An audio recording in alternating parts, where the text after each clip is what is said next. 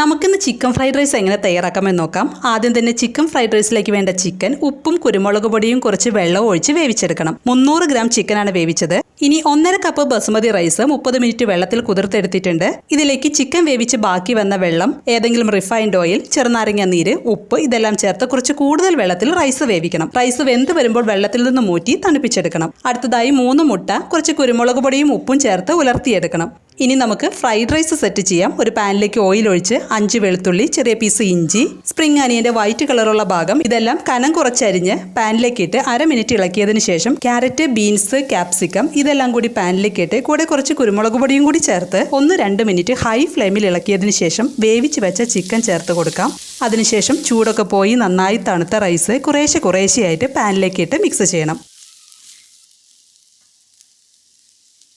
അടുത്തതായി മുട്ട ഉലർത്തിയത്, 1 teaspoon green chilli sauce, 1/2 teaspoon red chilli sauce, 1 teaspoon Soy sauce, 1/2 teaspoon vinegar, 1 teaspoon പഞ്ചസാര ഇതെല്ലാം കൂടി പാനിലേക്ക് ഇട്ട് നല്ല പോലെ മിക്സ് ചെയ്യണം. കുറച്ച് കുരുമുളക് പൊടി കൂടി ചേർത്ത് കൊടുക്കാം. സ്റ്റൗവിൻ്റെ ഫ്ലെയിം ഹൈയിൽ വെച്ചാണ് ഇതെല്ലാം ചെയ്യേണ്ടത്.